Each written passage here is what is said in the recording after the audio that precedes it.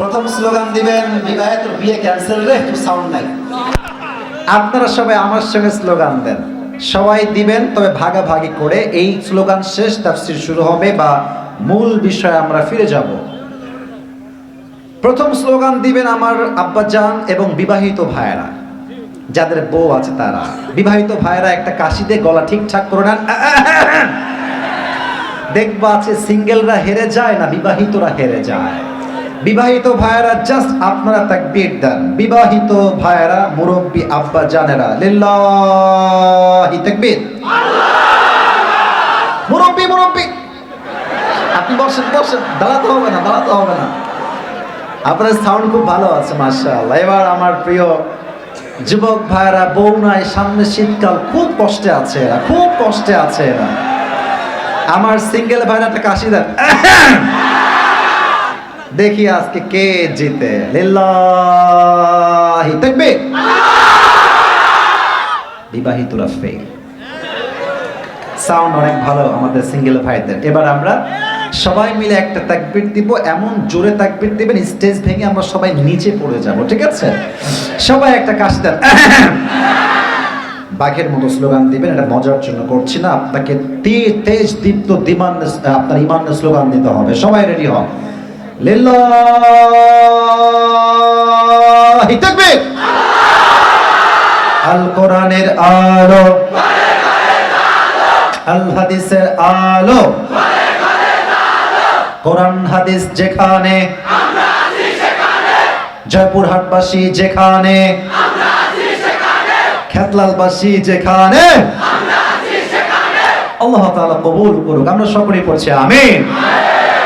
এখন আমি আমার মূল আলোচনার বিষয়ে ঢুকে যেতে চাই, but before I start my speech, আমি আমার আলোচনা শুরু করার পূর্বে একটা অ্যানাউন্সমেন্ট বা ঘোষণা দিতে চাই সকল শ্রোতার উদ্দেশ্যে। অনেকে আমাকেও ভালোবাসে, আমার জামাও ভালোবাসে, অনেকে আমার টুপিও ভালোবাসে। হ্যাঁ, তো দেখেন, আমি আমার নিজের একটা টুপি, যেটা করে আমি অনেক সময় ওয়াশ করেছি, মাহফিল থেকে যাওয়ার পথে যুবকরা, হুজুর থামেন, টুপিটা দেন, আমার খুব ভালো লাগে টুপিটা আপনার। তো একটা টুপি আজকে নিয়ে আসছি for everyone, but one person will get this reward. একজন জাস্ট পাবে।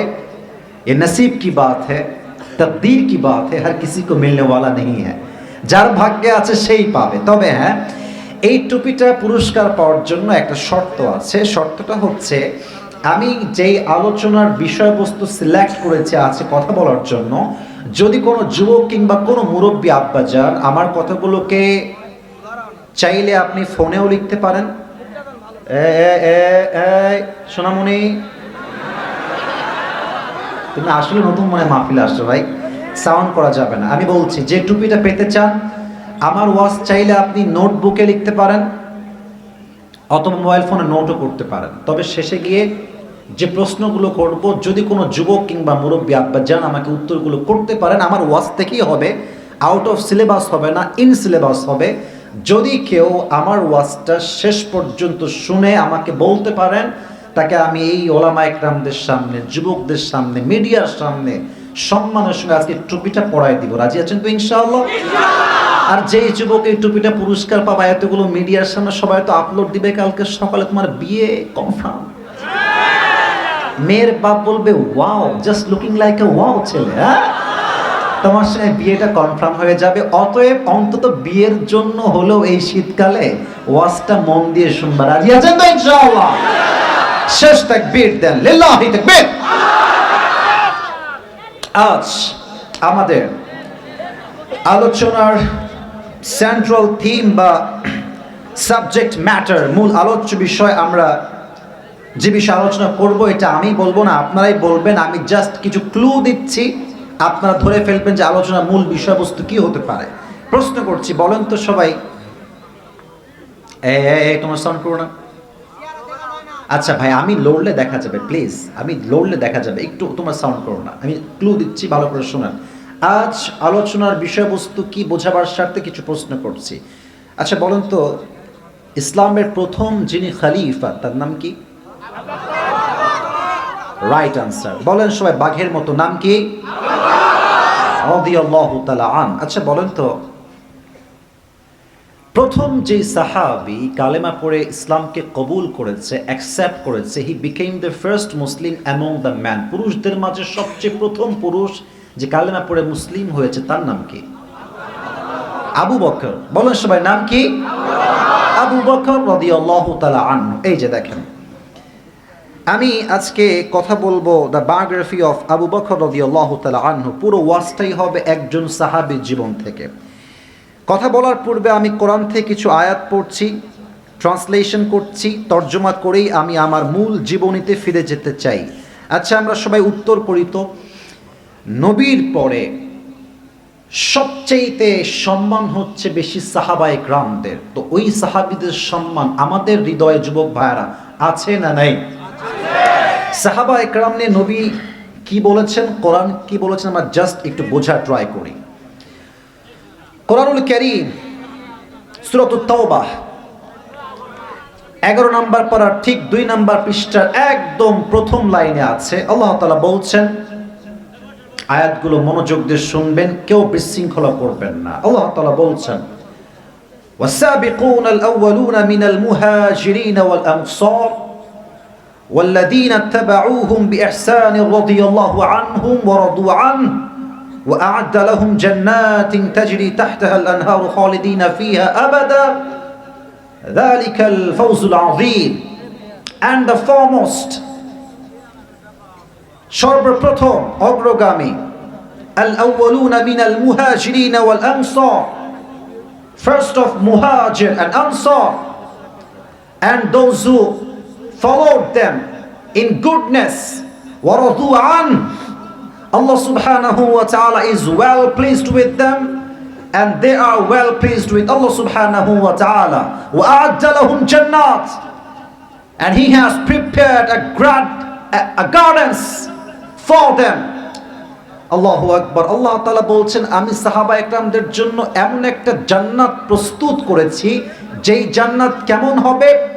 beneath which rivers flow, যার তলদেশ থাকবে ঝর্ণা দ্বারা ভরপুর, নদীর মতো প্রবাহিত পানি হবে। সুবহানাল্লাহ পড়বেন না আপনারা?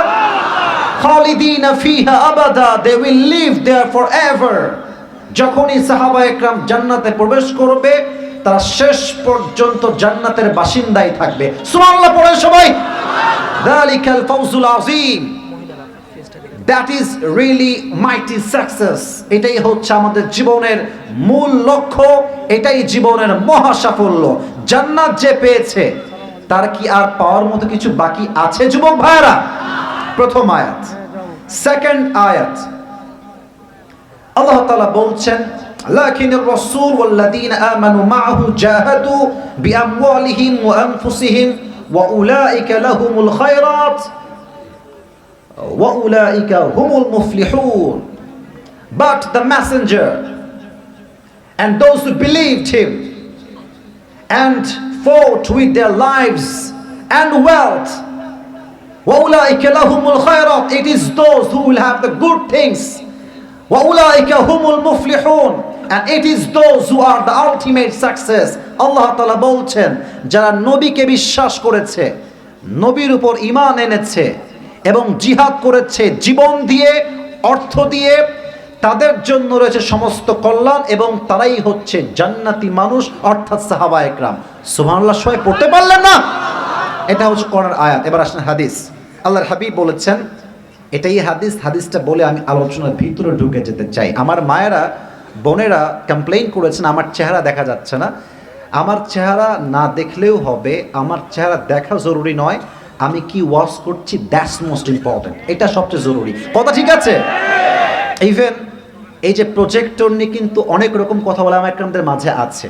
আমি একটা কথা আজকে না বলে পারছি না। আমাদের ওয়াজ শুনে দেখে যদি কারো ভেতরে নফসের কোনো বাজে চিন্তা আসে, কোনো অ্যাট্রাকশন ফিল হয়, তাদের জন্য উচিত আমাদের চেহারা না দেখে অডিও ওয়াজ শোনা। আমি এটাকে আপনাদের সামনে ওপেনলি ডিক্লেয়ার দিচ্ছি। আমার ভেতরে কোনো হিংসা নাই, অহংকার নাই, ব্যক্তিত্ববোধের কোনো বড়াই আমার ভেতরে নাই। আমার কথা হচ্ছে, যদি আপনার আমাকে দেখে কোনো বাজে অ্যাট্রাকশন কাজ করে, আপনি আমার ফেস নয় অডিও শোনেন। যদি অডিও শুনেও কোনো মায়া আসক্তি কাজ করে, অডিও শোনাও জায়েজ নাই। বরং আপনি তাকে শুনবেন, তাকে দেখবেন যাকে দেখলে আপনার আকর্ষণ কম, হেদায়াত আসে বেশি। ঠিক কিনা বলেন? প্রিয় বোন মায়েরা, আমি আপনার কাছে ক্ষমা চাচ্ছি, যতটুকু আছে মাইক্রোফোন কম আছে, খুব বেশি নেই। আপনারা একটু ধৈর্য ধারণ করে যা ওয়াজ শোনা যায় অডিও তো ফোকাস করেন, চেহারা দিকে ফোকাস করবেন না। আল্লাহ আমাদেরকে বোঝার তৌফিক দিক। সকলেই পড়া আমিন। আকরিমু আসহাবি ফাইন্নাহুম খিয়ারুকুম। আল্লাহর হাবিব বলেছেন, রেসপেক্ট মাই কম্প্যানিয়ন, তোমরা আমার সাহাবা একরামকে সম্মান করো। ফাইন্নাহুম খিয়ারুকুম, because they are the best of you, তারা তোমাদের মাঝে সবচেয়ে সেরা। তারপরে তারা যা তারপরে আসছে, তারপরে তারা যা তারপরে আসছে।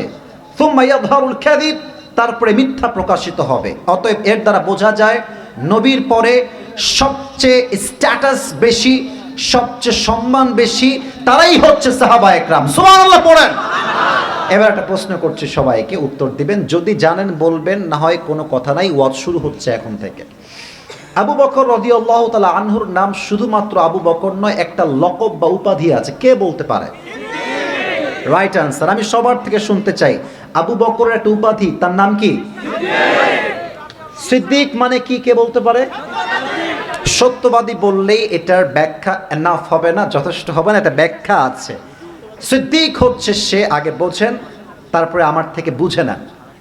সিদ্দিক মানে হচ্ছে সেই ব্যক্তি যে সত্য গ্রহণে, সত্য প্রকাশে কোনো আপোষ করে না, তার নামই হচ্ছে সিদ্দিক। ঠিক কিনা বলেন?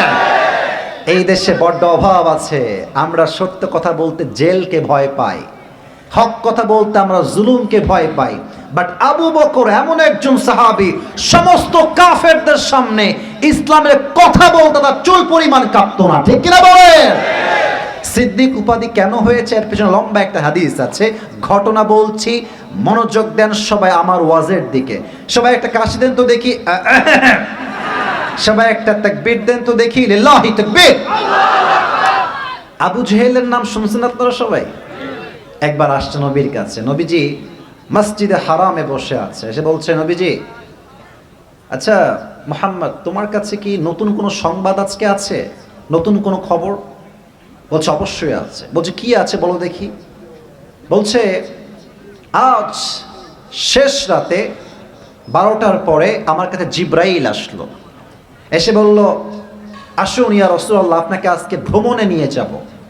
প্রথমে আমি গেলাম বাইতুল মাকদাস ফিলিস্তিনে, ওখানে গিয়ে 2 রাকাত নামাজ পড়লাম।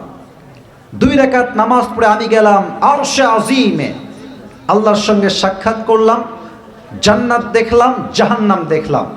এবং ঠিক ফজরের নামাজের পূর্বে দুনিয়ায় আসলাম এবং সাহাবা একরামদেরকে নিয়ে ফজরের নামাজটা বা জামাত আমি ইমাম হয়ে আদায় করলাম। এদিকে তো সুবহানাল্লাহ নাই কারো, আমাকে পড়ে না সবাই সুবহানাল্লাহ। বলছে আয় হায় কি কয়, এতদিন যা বলেছে তা তো মানা যায়, বাট এখন যা বলে তা তো মানাই যায় না, অসম্ভব বের হয়ে আসছে। তাই বলছে, মুহাম্মদ তুমি আমাকে যা যা বললা, এটাকে আমি মানুষের মাঝে এভাবে বলতে পারবো যা যা তুমি আমাকে বলেছো? বলছো অবশ্যই বলবা, কোনো সমস্যা নাই, যা শুনেছ তাই বলবা। এবার আবু বকর ওই দিক থেকে আসছে নবীর কাছে, এবার আবু জেহেলও বের হয়েছে নবীর কাছ থেকে, রাস্তায় দুজনে দেখা হয়ে গিয়েছে। এবার আবু জেহেল বলছে, ইয়া আবু বকর তাআল, এদিকে আসো আবু বকর, একটা কথা আছে তোমার সাথে। বলছে কি কথা, আমাকে বলো। বলছে আচ্ছা আমাকে বলো তো, আমার কথা বুঝতে কোনো সমস্যা হচ্ছে না তো আপনাদের যুবক ভাইরা, মুরব্বীরা? সাউন্ডটা বাড়ায় দাও। আজকে ওয়াজ হবে, শেষ পর্যন্ত হবে, যদি কেউ ওয়াজের মাঝখানে উঠে যায় ও লুঙ্গি টাইনা ধরে বসায় দেওয়া লাগবে যুবক ভাইরা। ঠিক কিনা বলো?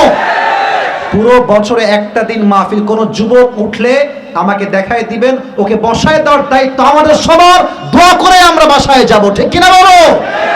সাউন্ড বাড়ায় দাও, আমি যেন মনোযোগ দিয়ে ওয়াজটা করতে পারি। তো দেখা হচ্ছে আবু জেহেলের সঙ্গে আবু বকরের দেখা। আবু জেহেল বলছে, আচ্ছা আবু বকর একটা প্রশ্ন করছে, আমাকে বলো তো উত্তরটা কি হবে। বলছে বলো কি কথা।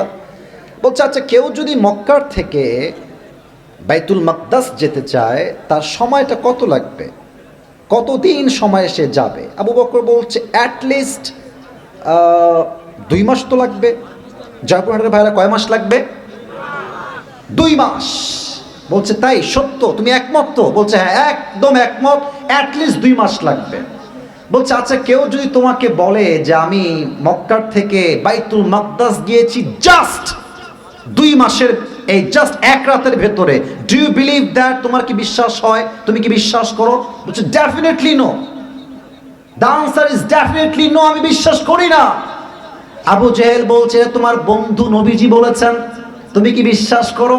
আবু বকর সঙ্গে সঙ্গে সুর চেঞ্জ, বলছে যদি আমার নবী বলে থাকে লা ইন কানা ক্বালা যালিক লাসাদাক, আমার নবী যদি এই কথা বলে থাকেন তিনি নিঃসন্দেহে সত্যই বলেছেন।